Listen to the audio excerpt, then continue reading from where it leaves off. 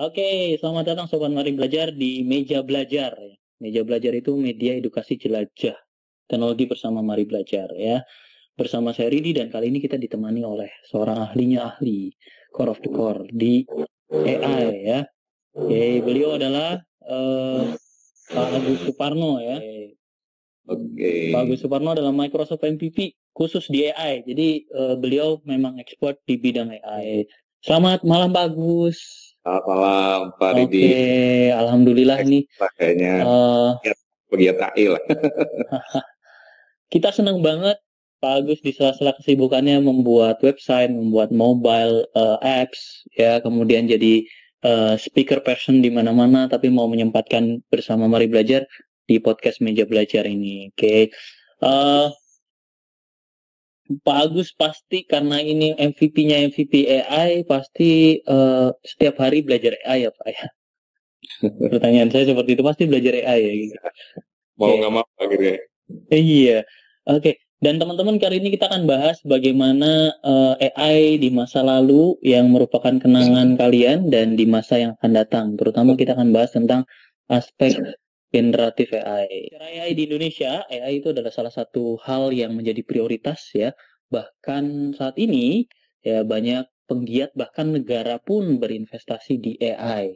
Ya terakhir kalau nggak salah Kota Solo ya, Kota Solo itu pengen develop semacam AI ekosistem di sana yang bisa menjadi percontohan di negara Indonesia ya. Dan kita akan sedikit banyak tanya jawab nih ke Pak Agus dan selaku Microsoft MVP AI dan penggiat AI dan expert di bidang AI. Oke. Pak Agus, pertanyaan pertama ya, yang ringan-ringan dulu. Bedanya AI masa lalu dengan masa kini apa Pak Agus? Bedanya apa kira-kira? Nah, ini yang membuat AI menjadi booming sekarang, yaitu adanya generatif AI yang membuat dia membedakan dengan AI yang sebelumnya. Mungkin saya akan bagikan satu slide share screen ya Pak. Ya, silakan.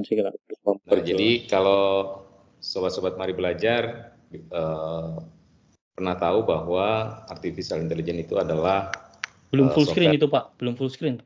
Oh, Ya, jadi nanti sobat Mari Belajar terutama yang matanya minus seperti saya itu harus ngezoom dulu gitu ya. Oke, mungkin bisa di full screen dulu. Oke. Nah, mantap ini ya. Oke. Mata tua ataupun mata muda yang kebanyakan scroll video pendek mungkin akan terbantu kalau full screen. Monggo silakan. Iya, jadi generatif AI itu sebenarnya AI. Ya, nanti kita lihat di sini perbedaannya ya. Jadi secara umum semuanya itu AI. Di dalamnya ada machine learning, ada deep learning.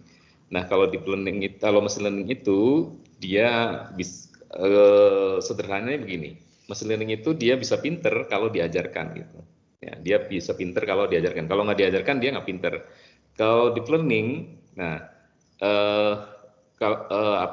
kalau machine learning dia ada data, dia pinternya hanya data-data yang dia sudah pernah ajarkan. Ketika ada data baru dia nggak bisa belajar. Nah, kemudian dikembangkan lagi dengan deep learning, ya machine learning yang bisa membuat pembelajaran buat dirinya sendiri. Nah, jadi semakin meningkat tuh. Nah, sekarang 2 tahun terakhir ini muncul sudah 3 tahun berarti ya, 2021. Nah, sekarang muncul AI baru yang benar-benar membuat heboh di seluruh dunia, yaitu generatif AI. Yaitu sebuah AI baru yang bisa membuat konten, baik tulisan, visual, audio, dengan perintah yang kita berikan. Nah, ini memang evolusioner lah menurut saya, karena AI sebelumnya kan tidak seperti itu gitu ya. Nah, ini menjadi AI yang generasi baru yang 2 tahun ini menjadi perbincangan di seluruh dunia. Itu Pak yang bisa saya jelaskan dari generatif AI. Slide-nya tetap ditahan, jangan di-unshare dulu karena kita akan terus bahas ini. Mungkin bisa di full screen kan lagi. Baik, Pak Agus. Banyak yang mengatakan gen AI, generatif AI itu dengan singkatan gen AI gitu ya. Sehingga banyak yang juga mengatakan ini adalah bukan generatif AI, tapi kita sebagai generation AI. Dan ditandai juga dengan banyaknya banyaknya hal-hal yang bisa dibantu AI. Kalau boleh cerita, Gen AI ini atau generatif AI ini paling banyak, paling sering diadopsi untuk apa, Pak Agus? Paling sebenarnya semua bidang sekarang hampir pakai AI ya, pakai AI. Nah, yang paling sering diminta sebenarnya itu bagaimana bisa mesin chatbot yang pintar yang bisa menghasilkan teks-teks baru atau jawaban dari visual baru seperti menghasilkan gambar gitu. Jadi chatbot itu sekarang hampir diadopsi hampir di semua perusahaan-perusahaan sekarang sudah mempunyai chatbot itu semua. Seperti perbankan itu kan hampir semuanya mengadopsi chatbot yang semuanya mengadopsi dari teknologi Gen AI sekarang. Dan kita juga lihat ya beberapa perusahaan Indonesia juga sudah pakai chatbot ya. Betul. Oke. Kalau teman-teman tahu ya, kemarin Pak Agus juga hadir di Microsoft Build AI gitu ya. Di situ juga ada chatbot yang sudah ready to use untuk teman-teman ya. Mulai dari perusahaan telco ya, sampai perusahaan kereta api gitu ya, mereka juga pada punya ya. Oke. Tapi kalau pakai generatif AI itu Pak Agus, misalnya contohnya saya nih ya seorang seniman atau saya seorang akademisi buat tulisan dibantu pakai Copilot atau seorang artis pelukis gitu ya, buat gambar sekarang pakai istilahnya prompt engineering gitu ya. Ya seperti itu. Mungkin nanti Pak Agus bisa menjelaskan prompt engineering itu apa. Pertanyaan saya, itu jadi karyanya siapa ya? Apakah karyanya AI atau karyanya kita selaku pemberi perintah prompt engineering? Menurut Pak Agus gimana tuh? Nah, ini sesuai dengan filosofi yang diberikan oleh Microsoft kepada AI, yaitu bahwa AI itu sebagai co-pilot ya, jadi sebagai pembantu kita. Jadi sebenarnya tetap kita yang mengendalikan ya. Jadi seperti misalnya tadi kalau seniman gitu ya, kan tidak full semuanya, gambarnya kan juga tidak bisa muncul kalau tidak diperintahkan. Nah, biasanya juga itu sebagai stimulus untuk memunculkan ide-ide baru gitu. Ya kadang-kala kita buntu, aduh nggak mood gitu ya, bikin sesuatu apa yang pantas gitu. Nah, kita bantu AI itu untuk membantu memberikan ide-ide, nah nanti bisa kita kembangkan dari ide-ide yang itu gitu. Jadi tetap kalau menurut saya itu pilot kita sebagai pengembangnya, sebagai pemerintah pengoperasi dari Copilot-nya itu tetap menjadi hasil dari karya kita sebagai pilot dari hasil AI-nya, Pak. Tapi jadi ini ya, jadi abu-abu ya, abu-abu gitu ya. Kira-kira ini karyanya kita atau karyanya AI gitu ya? Oke. Saya jadi begitu kan ya, jadi begitu. Tapi kan AI masih mending ya, AI itu masih mending. Tadi kata Pak Agus, kalau AI itu kayak mesin learning, diajarin paham gitu ya. Oke. Kalau diajarin nggak paham-paham gitu kan, jangan-jangan itu kita gitu ya. Nah, tapi bicara AI gitu ya, kira-kira menurut Pak Agus, teknologi apa sih di balik AI sehingga dia bisa menciptakan gambar yang brilian gitu ya, teks yang nyaris nggak pernah typo ya, nggak pernah typo tuh. Oke. Bahkan kalau sekarang gitu ya, mahasiswa itu ngumpulin, pekerjaan, rumah gitu ya, homework, kita bisa tahu dia pakai AI karena nggak ada typonya gitu ya. Oke. Atau bahkan bangkitkan musik. Itu belakangnya teknologinya ada apa, Pak Gus?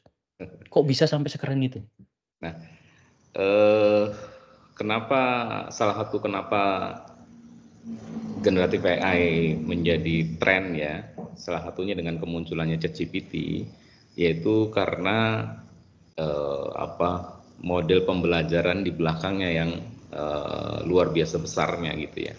Nah, seperti kita lihat bahwa ChatGPT itu atau mesin GPT-nya itu belajar dari 130 miliar data pembelajaran.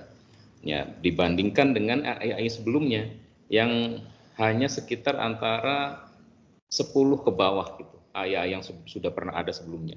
Jadi kekuatan pembelajaran yang besar itu yang membuat dia bisa menghasilkan output yang lebih cerdas. Makanya GPT kan menjadi tren di seluruh dunia itu kayak gitu, karena pembelajarannya dia yang luar biasa besarnya. Dan itu ini ya apa namanya tidak lepas dari teknologi komputasi cloud ya, yang buat itu make it happen. Kayaknya kalau di komputer saya atau komputer Pak Agus mungkin berbulan-bulan gitu ya, atau bertahun-tahun bahkan komputernya udah rusak duluan gitu ya. Ya. Tapi Pak Agus mungkin saya berpikir nih, sebenarnya kalau kita tetap bersikeras gitu ya, saya ini ingin jadi orang yang benar-benar tawadu gitu ya. Tawadu itu artinya eee, apa ya, bersungguh-sungguh ya, sehingga nggak mau pakai AI. Karena AI menurut saya membuat saya menjadi tidak pintar dan tidak mau belajar gitu. Statement kayak gitu menurut Pak Agus bener nggak? Apa jangan-jangan mereka itu mengalami apa ya, mengalami suatu, eee, kemunduran, kalau kamu nggak pakai AI ya kamu nggak bisa efisien, nggak bisa kreatif gitu ya. Kalau menurut Pak Agus gimana? Kalau ada dua belah pihak nih, satunya pakai AI, satunya nggak pakai AI karena dia ngerasa, idealis gitu ya. Kalau menurut Pak Agus gimana? Karena eranya sudah AI, sebenarnya kita tidak bisa menghindar ya. Nanti semuanya akan terbantu oleh AI. Jadi AI ini sebenarnya muncul karena permasalahan-permasalahan yang lebih kompleks di dalam kehidupan manusia sebenarnya. Contohnya, sekarang untuk mengidentifikasi data foto, jutaan foto, nah bayangkan kalau tidak pakai AI, nah tentu akan kesulitan sekali kan. Nah jadi adanya solusi-solusi AI itu sebenarnya untuk memudahkan permasalahan-permasalahan yang kita hadapi semakin berkembang di dunia ini. Jadi menurut saya kita tidak bisa menghindar, ya tidak bisa menghindar karena zamannya sudah seperti ini. Kalau ada orang yang nggak mau pakai AI, ya lama-lama akan terjadi seperti era dulu ya, seperti waktu zamannya muncul smartphone. Ya. Lama-lama orang akhirnya terpaksa gitu karena memang kebutuhannya itu sekarang sudah harus pakai itu. Kalau enggak ya ketinggalan gitu. Misalnya menganalisa data yang segitu banyak. Saya mau pakai manual aja, pakai kalkulator aja gitu. Tik tik tik tik. Ya ketinggalan dengan orang yang sudah menggunakan AI. Tapi siapa tahu ya Pak Agus ya, tapi siapa tahu Pak Agus, masih ada orang seperti itu. Ya, masih ada. Mungkin prinsipnya seperti ini ya, saya bayangkan mungkin prinsipnya adalah kalau pakai kalkulator misalnya gitu ya, mereka itu akan, merasa teraniaya gitu ya, sehingga doa-doa mereka terkabul gitu ya. Nah, mungkin kayak gitu ya pikirannya. Tapi saya minta Pak Agus coba sebutkan 5 atau 6 aplikasi generatif AI yang menurut Pak Agus harus dipakai atau enggak sangat bermanfaat ya, nggak boleh ditinggalin, nggak boleh di-skip dan mereka kalau pengen coba harus belajar gitu ya. Menurut Pak Agus apa tuh kira-kira aplikasi generatif AI yang Nih, harus teman-teman sobat mari belajar ini pelajari gitu? ini yang wajib ya. Sekarang mungkin teman-teman banyak yang belum tahu bahwa Bing-nya Microsoft itu sejak adanya Gen AI ini melompat jauh sekali melebihi search engine lainnya. Saya sering ketemu dengan mahasiswa dan saya sampaikan bahwa ada AI baru di Microsoft yaitu Bing. Bing yang bermetamorfosis menjadi AI yang baru, menjadi Copilot ya sekarang ya. Nah itu mereka pada nggak tahu gitu bahwa ternyata ada melebihi search engine yang search engine yang umum mereka pakai gitu. Nah sekarang sebenarnya udah ada yang baru, banyak fiturnya dan terus berkembang nih. Mungkin bisa saya tampilkan ya Bing yang baru. Nah, Ini yang namanya Copilot ya. ya, Copilot ya. Oke, Copilot sekarang namanya. Kerenan mana Pak Agus Copilot sama ChatGPT? Menurut Pak Agus? Ya, ya kelebihannya. Kalau Copilot ini kita kalau searching sesuatu, dia bisa memberikan referensinya. Ya, referensinya dari mana gitu. Nah, kalau di ChatGPT kan kita kadang, aduh ini dari mana gitu kan. Nah, ini berguna sekali bagi mahasiswa nih biasanya. Penelusurannya biar tidak referensi blank, ya gitu ya. Nah, dan ini ada fitur baru nih. Dia ada plugin sekarang ya. Kalau di ChatGPT plugin kan harus bayar kan? Betul. Sekarang di Copilot sudah ada plugin nih, fitur baru. Misalnya nah ini contoh. Nah, kita pakai Copilot. Oke.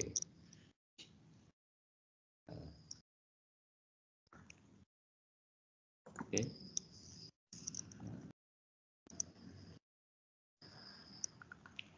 Dan ternyata banyak yang belum tahu gitu bahwa Microsoft itu sekarang sudah canggih banget search engine-nya. Nah, ini Copilot namanya sekarang. Nah, kemudian ini ada pluginnya nih. Tuh. Pluginnya mau dia diposisikan sebagai apa? Sebagai ahli masak. Ya, nanti kalau kita tanya, nah ini kelebihannya nih. Nah, semua hasil dari Copilot itu ada referensinya biasanya. Nah, bedanya dengan ChatGPT kan enggak kan. Nah, kalau sini ada. Nah, jadi kita tidak blank sama sekali, ini dari mana informasinya gitu. Nah, ditambah ini nih, plugin-plugin yang free semua ini. Ya, jadi kalau mau tanya-tanya tentang resepnya, nah kita bisa aktifkan ini, kita new topic dulu. Nah, kita tanya, nanti dia berposisi sebagai ahli di dalam masak-memasak.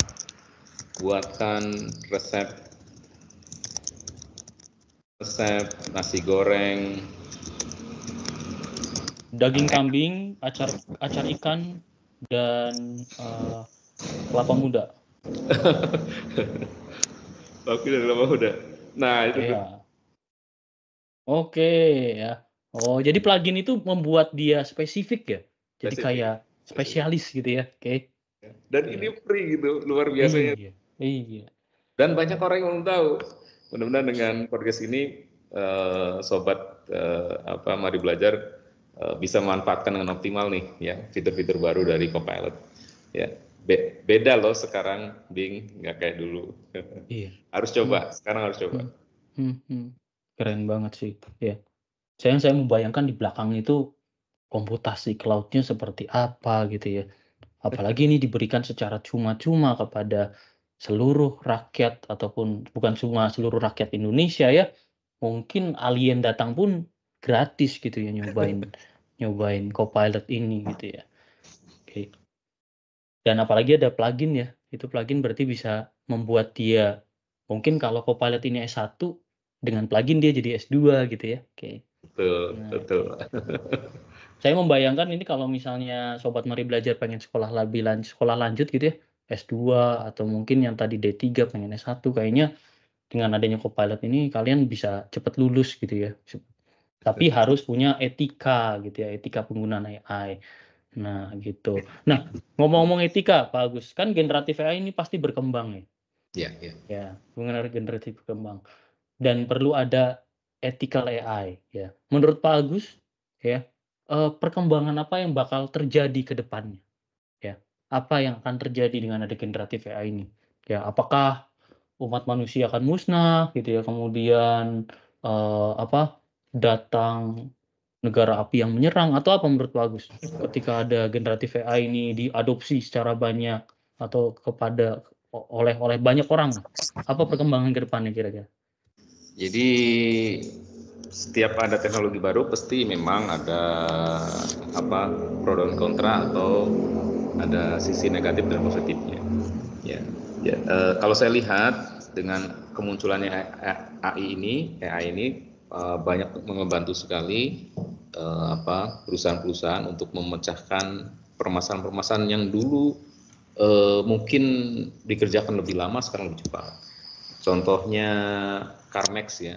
CarMax itu kan bikin deskripsi mobilnya itu dari feedback atau komentar-komentar penggunanya seluruh dunia. Nah, dia bisa merangkum itu menjadi deskripsi mobilnya sehingga memunculkan deskripsi yang paling disukai dari para pengguna di seluruh dunia dari mobilnya. Nah, bayangkan itu kalau dilakukan dengan manual, katanya itu bisa butuh 11 tahun. Nah, dengan AI itu bisa dipakai AI itu bisa hanya ukurannya hari. Nah, jadi ini akan mempercepat produktivitas menurut saya. Ya, produktivitas. Tadinya kita bisa produksi misalnya software sebulan 1 kali, ya dengan dibantu AI itu kita bisa produktif banget. Mungkin sebulan bisa bikin 4 software gitu ya paralel seperti itu. Jadi AI itu konsepnya adalah membantu. Makanya Microsoft selalu hampir semuanya menggunakan istilah Copilot. Jadi dia sebagai pembantu kita. Seperti itu, Pak. Pembantu nggak dibayar lagi ya, harusnya kan minimal dapat UMR lah ya. Ya, tapi saya takut juga sih kalau misalnya semakin kita menggunakan AI, generatif AI gitu ya, terutama di Indonesia gitu ya, yang notabene ekonomi, sosial, dan budayanya itu masih growing, berkembang gitu ya. Menurut Pak Agus sendiri gitu ya, kalau AI diterapkan secara keseluruhan di Indonesia, itu kira-kira menurut Pak Agus yakin membuat Indonesia lebih produktif?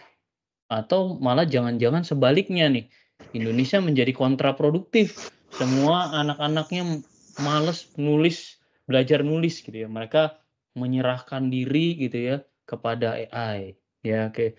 Nah, atau enggak misalnya adik-adik kita yang dulunya belajar melukis, sekarang mereka lebih milih belajar prompt engineering gitu ya, daripada belajar melukis ya, karena bisa dibangkitkan oleh AI. Kira-kira dampaknya di Indonesia gimana nih?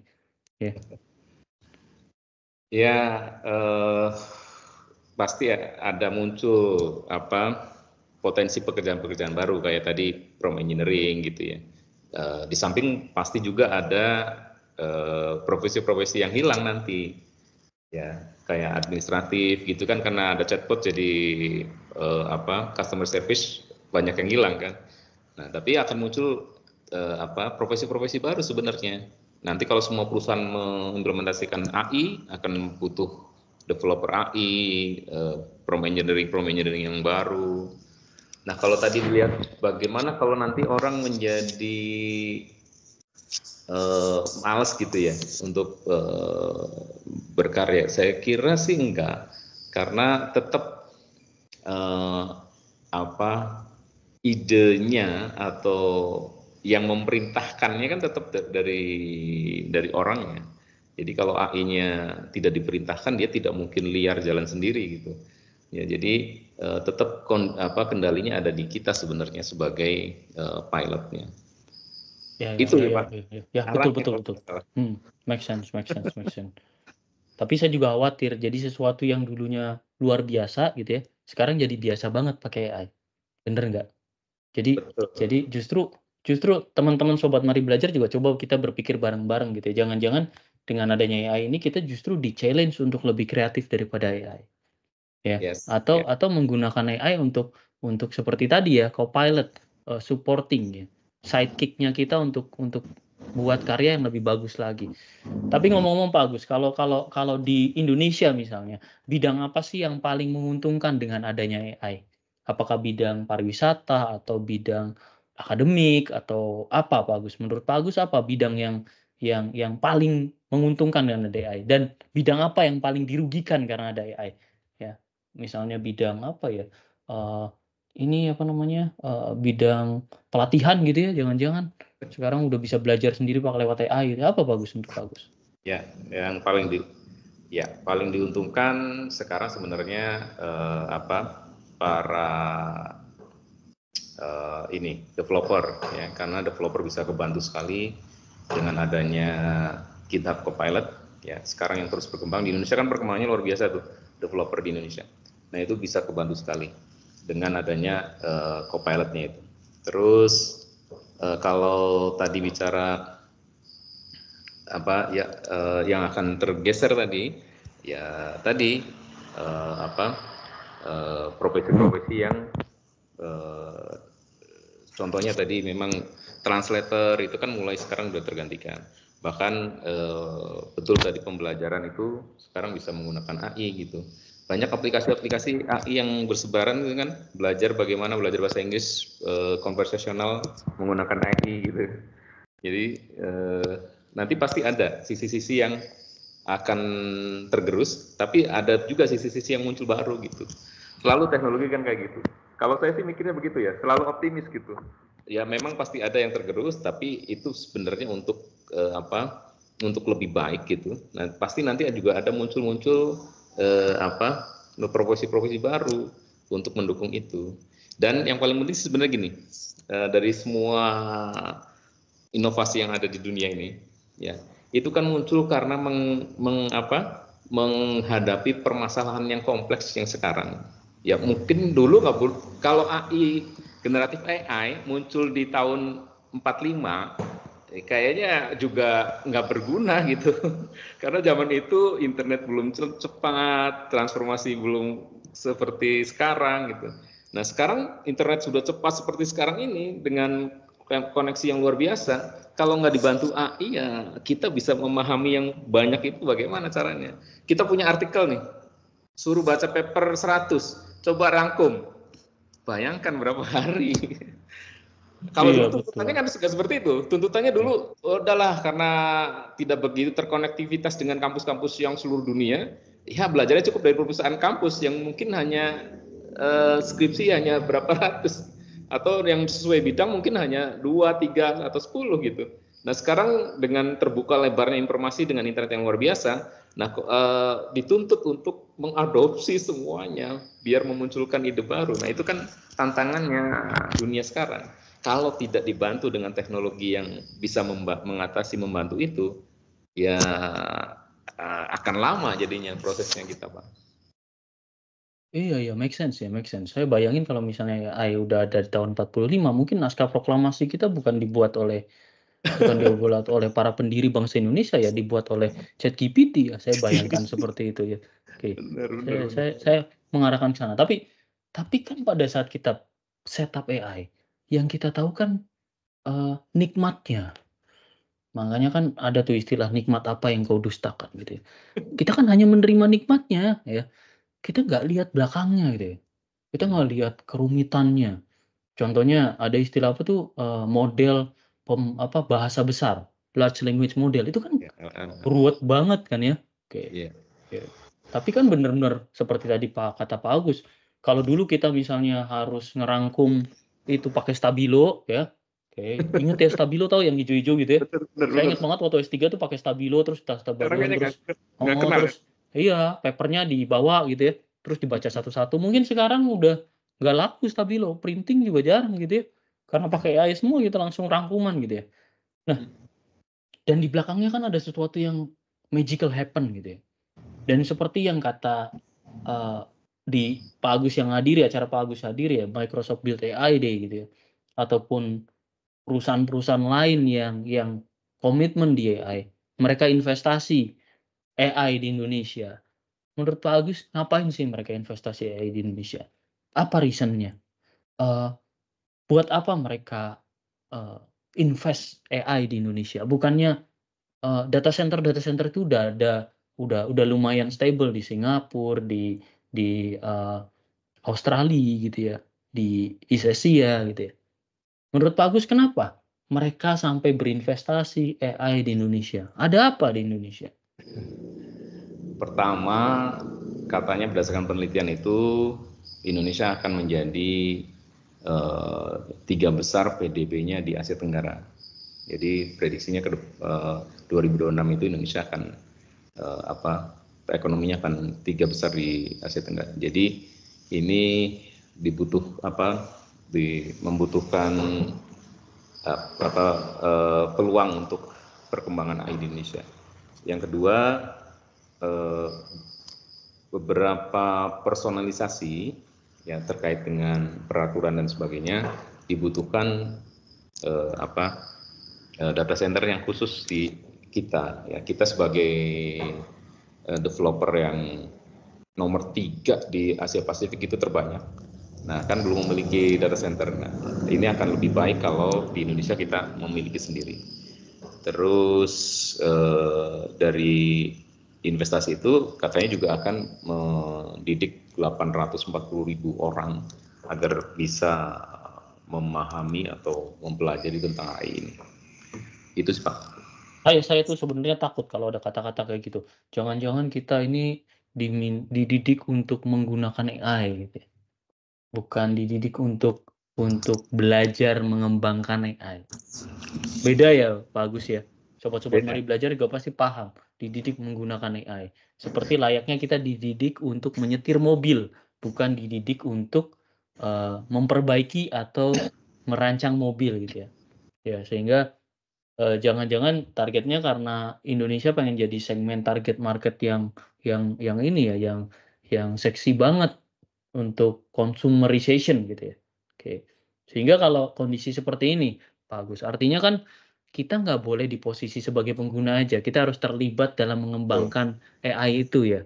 Nah, menurut Pak Agus, kalau sobat-sobat mari belajar ini pengen mendalami AI, kira-kira apa aja sih yang harus dipelajari? Kalau mau mempelajari AI, saran saya semua ada di Microsoft Learn ya. Jadi enaknya di Microsoft Learn itu selalu update, pertama, kedua terverifikasi gitu. Nah, kalau teman-teman pernah belajar dari internet dari sumber lain kan, kadang-kala yang saya alami sendiri nih, kalau nyoba gitu, aduh, ternyata error atau ternyata sudah tidak sesuai dengan yang sekarang berlaku gitu. Nah, teman-teman bisa belajar dari, kalau saya awal belajar itu saya sarankan belajar di Microsoft Learn. Mungkin kalau pengen belajar tentang AI-nya bisa mempelajari AI fundamentalnya dari Microsoft AI fundamental. Ini lengkap sekali. Nah, selalu update. Tahun-tahun sebelumnya ini belum ada materi OpenAI. Sekarang di Azure AI Fundamental sekarang sudah ada OpenAI. Jadi update terus gitu dengan teknologi-teknologi yang terbaru. Nah, di sini teman-teman bisa buka ini Azure AI Fundamental. Nah, kita lihat nih di sini materinya lengkap sekali. Per bab ada latihannya juga. Nah, di sini. Nah, ini mungkin bagi teman-teman yang masih belum familiar dengan bahasa Indonesia, aduh kok bahasa Inggris gitu ya. Nah, bisa cek di sini, di atasnya di URL-nya, yang NUS-nya ini kita ganti dengan ide. Ya. Kalau dia sudah diterjemahkan manual nanti akan muncul bahasa Indonesia, tapi kalau belum juga nanti akan diterjemahkan oleh mesin. Nah, oke, nah kalau kayak gini berarti masih beberapa diterjemahkan oleh mesin nih. Nah, tapi ini udah lebih mending banget, mesinnya sekarang kan sudah lebih generatif AI ya, jadi ya, lebih pinter ya.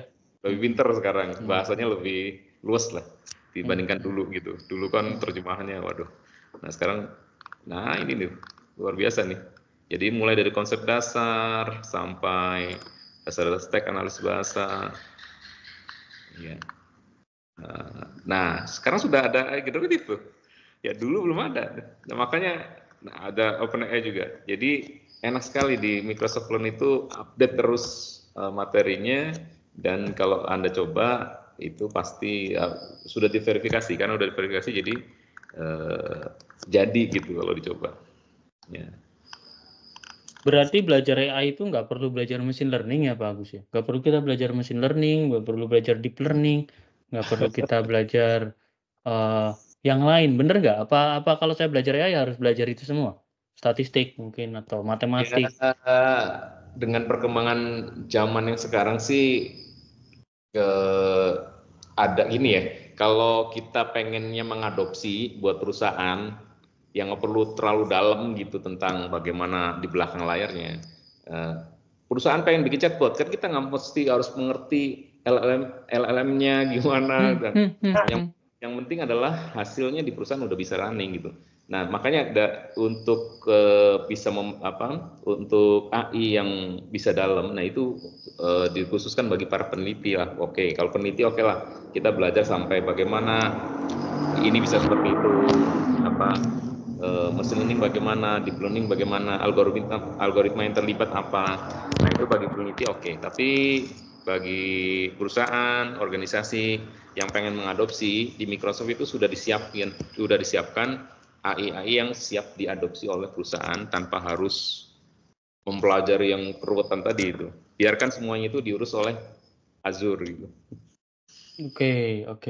Jadi Sobat Mari Belajar, kalau misalnya nanti suatu saat kalian ngerasa takut dengan matematika gitu ya, bahwa dari statement Pak Agus ini jelas bahwa ada 2 cabang ya Pak Agus ya. Apakah kita ingin memperdalam dari sudut pandang keilmuan, berarti itu harus belajar pembelajaran mesin, deep learning dan sebagainya gitu ya. Atau Ya. kita pengen adopsi ya. Jadi kalau adopsi ya kita bisa berfokus pada ready to use services ya. Kayak OpenAI gitu ya, ChatGPT dan sebagainya untuk buat mungkin lebih ke arah repackaging ya, atau membuat ulang terus ditambah value ya, ditambah nilai tambahan gitu ya, kalau saya bayangkan. Lalu Pak Agus, kalau dari Pak Agus sendiri, kalau zaman-zaman dulu kan belum ada video streaming, nggak ada YouTube, terus kemudian ada YouTube, lahirlah karir yang menjanjikan, yaitu jadi YouTuber gitu ya. Ya. Atau dulu nggak ada platform video game streaming, terus sekarang ada video game streaming, lahirlah teman-teman yang jadi gamer gitu, yang streaming game kemudian dapat penghasilan. Kalau di AI sendiri kira-kira ke depannya ada pekerjaan baru apa yang terkait dengan AI? Khususnya generatif AI. Kira-kira ada pekerjaan apa di masa depan? Atau jangan-jangan kita nggak kerja? Ya, kita hanya berharap dan berdoa. Ya, oke. Menurut Pak Agus gimana? Dari generatif AI banyak terutama konten kreator tadi sebenarnya nanti akan dibantu juga oleh AI ya. Misalnya para desainer untuk marketing ya, bikin poster gitu. Nah, sebelum ada AI kan mungkin butuh beberapa riset untuk bagaimana desain yang cocok dan seterusnya. Nah, sekarang dengan bantu AI kan lebih cepat ya. Kita bisa bikin poster untuk sesuai dengan target pasar yang kita inginkan. Atau apalagi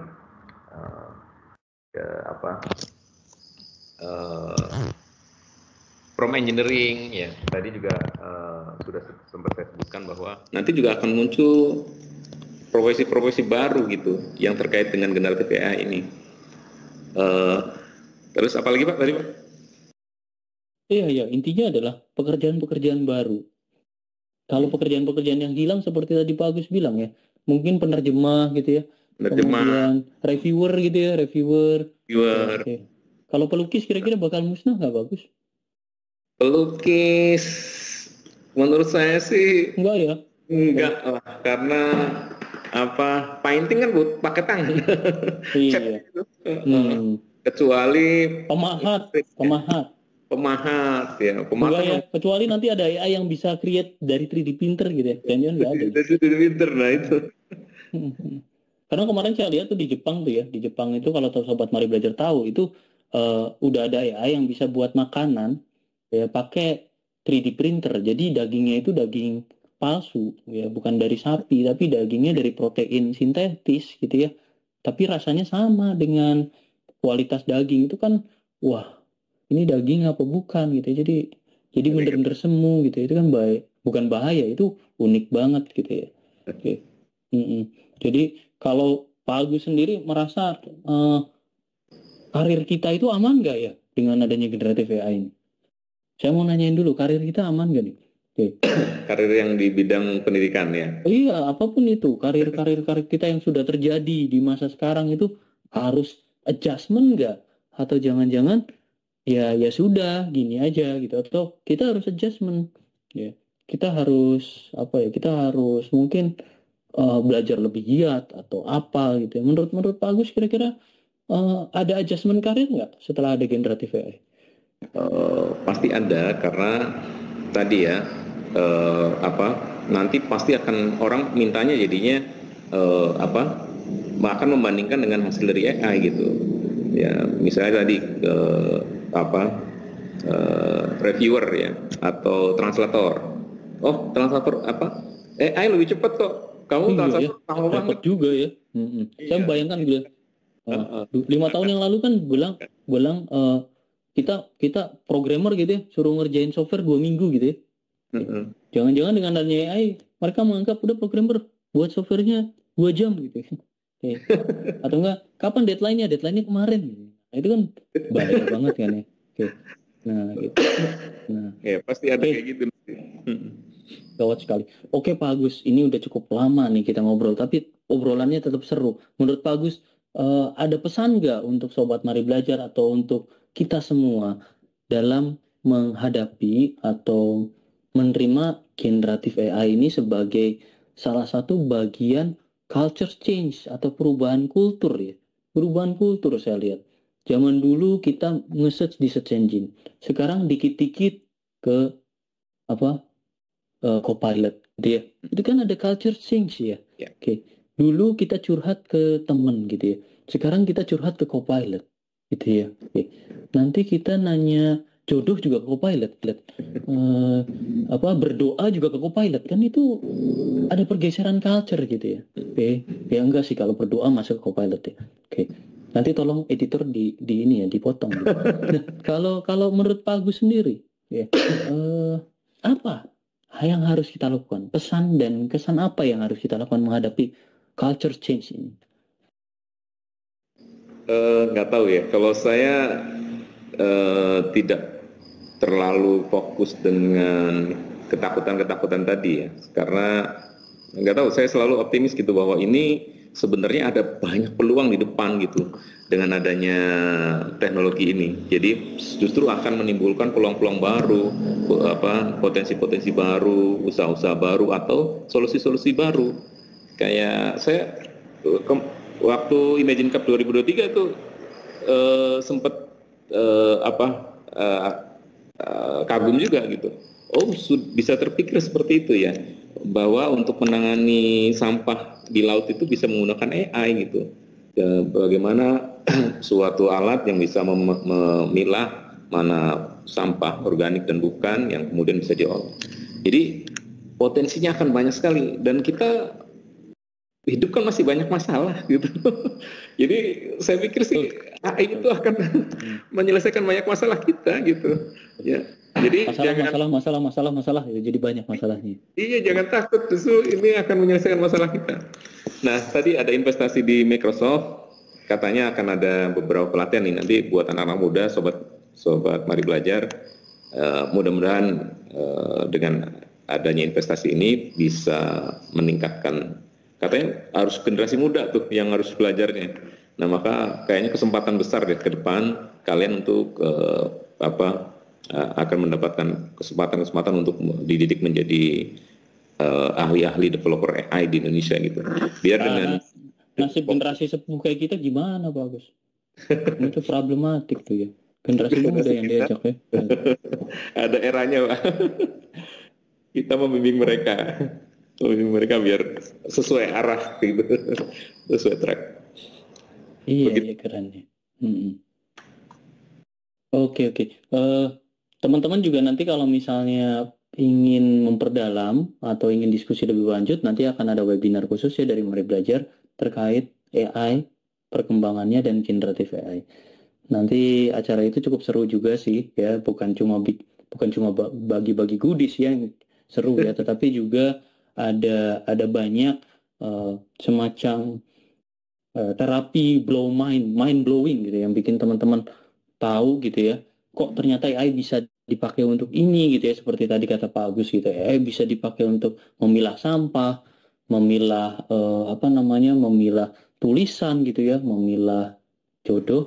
Bisa nggak ya Pak Agus yang memilah jodoh gitu ya? Oke, Bisa, mungkin kita coba juga ya. Jadi nanti ada kamera gitu, jodoh saya bukan jodoh saya gitu. Seperti kemarin waktu itu Pak Agus juga punya karya gitu ya, bisa mengidentifikasi suara kucing gitu ya untuk sampling, itu keren banget gitu ya. Oke, terima kasih Pak Agus atas waktunya ya. Oke.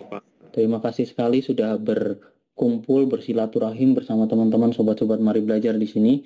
Dan sobat-sobat Mari Belajar yang sudah menonton, jangan lupa subscribe dan like supaya meja belajar ini tetap ada mejanya, nggak dijual gitu ya, oke? Atau misalnya digadaikan untuk langganan Copilot ya. Semoga teman-teman bisa bergabung di episode berikutnya. Mungkin saya cukupkan sekian dulu. Terima kasih Pak Agus atas waktunya.